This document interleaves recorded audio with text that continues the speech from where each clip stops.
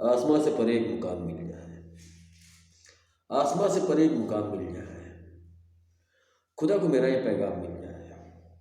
थक गई है धड़कनें अब तो चलते चलते, थक गई है धड़कनें अब तो चलते चलते, ठहरे सांसें तो शायद आराम मिल जाए।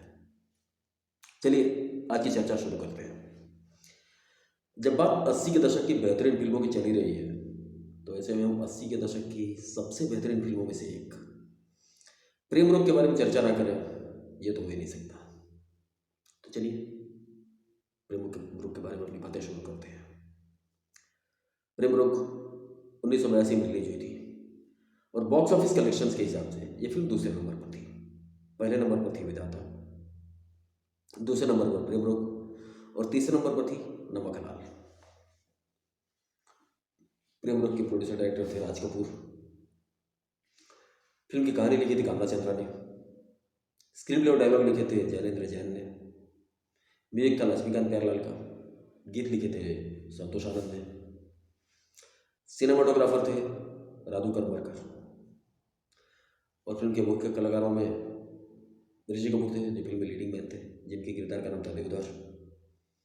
पद्मिनी कोल्हापुरी फिल्म की हीरोइन थी, उनके किरदार का नाम था मनोरमा।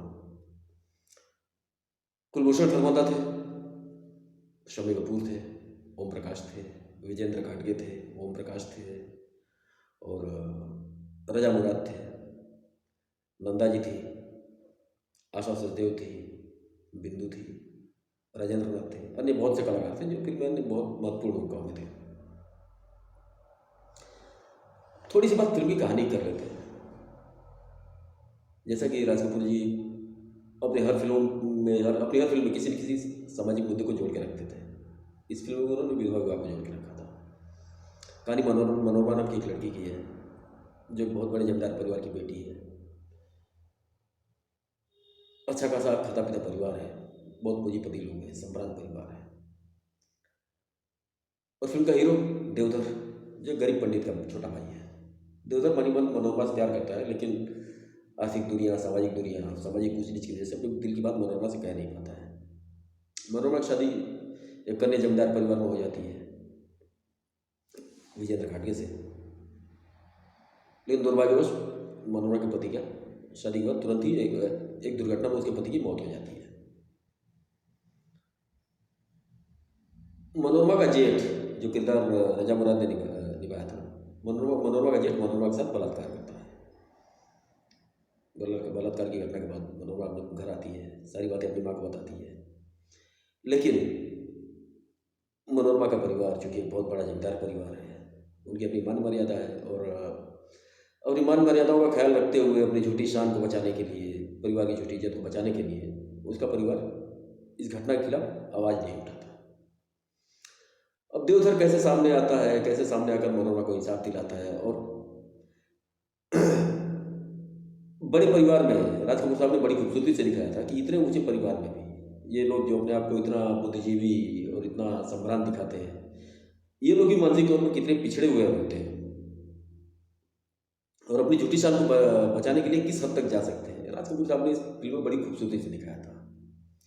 देवधर सामने आता है, हर बुराई के खिलाफ आवाज़ उठाता है, मनोरमा को इंसाफ दिलाता है और आखिर में जाकर दो प्रेमियों का मिलन होता है और फिल्म एक सुखद अंत के साथ समाप्त होती है। अब बात प्रेम रोग से जुड़ी कुछ अन्य बातों को करते हैं। अगर आप लोग गौर करें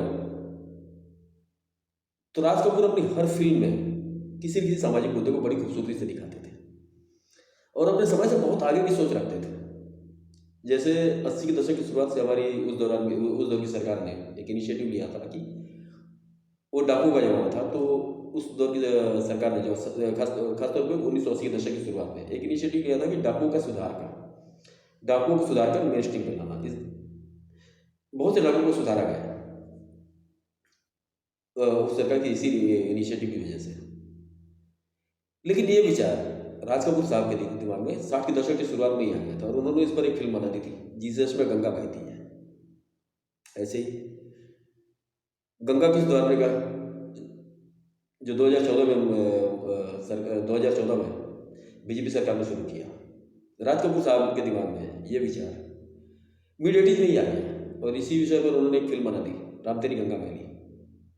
अगर आप राम तेरी गंगा मैली को देखें तो इसी इसी विषय पर बनती है।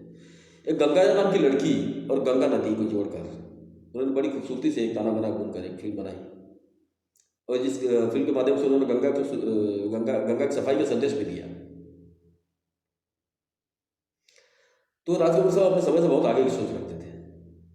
एक अन्य मुद्दा, आंतरिक सुंदरता और बाहरी सुंदरता, शारीरिक सुंदरता, इस विषय को खूबसूरती से जोड़कर राज कपूर साहब ने सत्यम सोम सुंदरम बनाई। अब उनकी हर फिल्म को देखिए तो कोई ना कोई सामाजिक बुराई, सामाजिक संदेश आपको मिलेगा ही। एक और बात,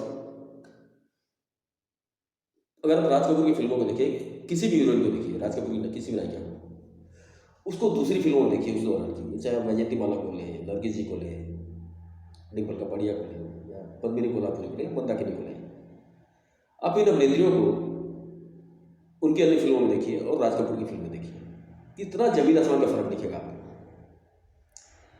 हीरोइन को खूबसूरत दिखाने में राज कपूर साहब को महारत हासिल थी। ये कला सिर्फ दो डायरेक्टर्स के पास थी, एक तो राज कपूर, दूसरी यश चोपड़ा। ये दोनों डायरेक्टर अपनी हीरोइन को जितना खूबसूरत दिखा सकते हैं, अपनी फिल्मों में उन्होंने अपनी नायिकाओं को जितना खूबसूरत दिखाया है, अब उसी नायिका को जो इन दोनों डायरेक्टर्स की फिल्म में है, और उन नायिकाओं को उनकी अन्य फिल्मों में देखिए, आपको जमीन आसमान का फर्क दिखेगा। अब वैजयंती माला को संगम में देखिए और उसी दौर की उनकी अन्य फिल्मों में देखिए, वैजयंती माला को देखिए कितना फर्क दिखता है। डिम्पल कपाड़िया को आप बॉबी में देखिए, और उनके बाद की जो उन्होंने 80 के बाद जो फिल्में की थी उनमें देखिए आपको कितना फर्क दिखता है। पद्मिनी कोल्हापुरी को आप प्रेम रोग में देखिए, हालांकि पद्मिनी कोल्हापुरी का प्रेम रोग में उनके किरदार के दो रूप हैं।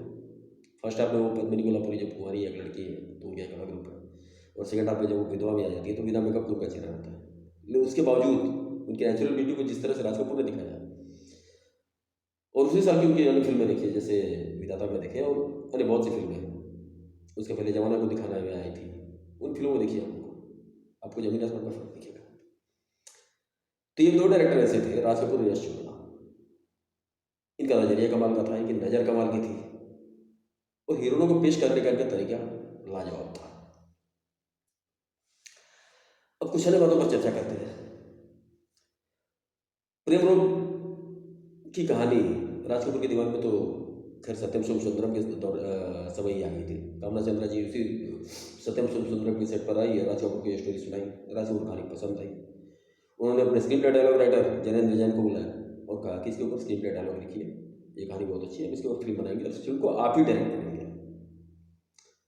इस फिल्म को जैनेंद्र जैन डायरेक्ट करने वाले थे, लेकिन बाद में परिस्थितियाँ बदली, डिस्ट्रीब्यूटर्स का राज कपूर के ऊपर दबाव बढ़ा, और डिस्ट्रीब्यूटर्स के दबाव के सामने राज कपूर को झुकना पड़ा। ये फिल्म उन्होंने खुद डायरेक्ट की, और शायद अच्छा भी हुआ, क्योंकि मुझे लगता है कि इतनी खूबसूरत फिल्म जैनेंद्र जैन बना पाते हैं। राज कपूर साहब कमाल थे। एक और बात, राज कपूर साहब के तीनों बेटे इस फिल्म से जुड़े हुए थे।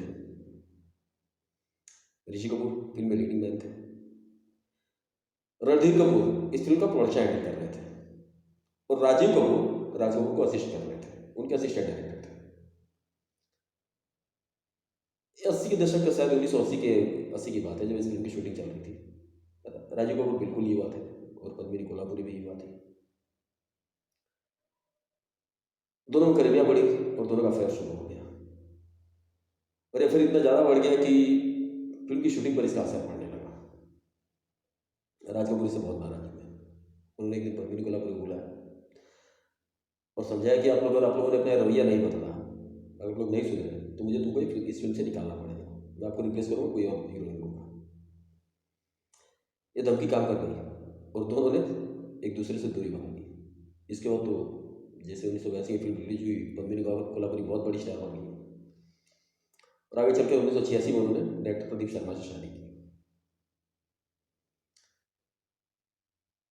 प्रेम रोग बहुत बड़ी ब्लॉकबस्टर साबित हुई, और ये फिल्म जितनी बड़ी हिट हुई, क्रिटिकली भी इतनी एक्लेम की गई, और अवार्ड्स के मामले में भी इस फिल्म ने 4 अवार्ड अपने नाम किए। Best actress Padmini Kolhapuri, best director Raj Kapoor, best editor Raj Kapoor, और best lyrics Santosh Anand. Film गाना मोहब्बत है क्या चीज़ के लिए। तो दोस्तों ये थी कुछ बातें फिल्म प्रेम रोग के बारे में। अगले एपिसोड में किसी अन्य फिल्म की चर्चा करेंगे। तब तक के लिए आप लोग अपना ख्याल रखिए। नमस्कार, धन्यवाद।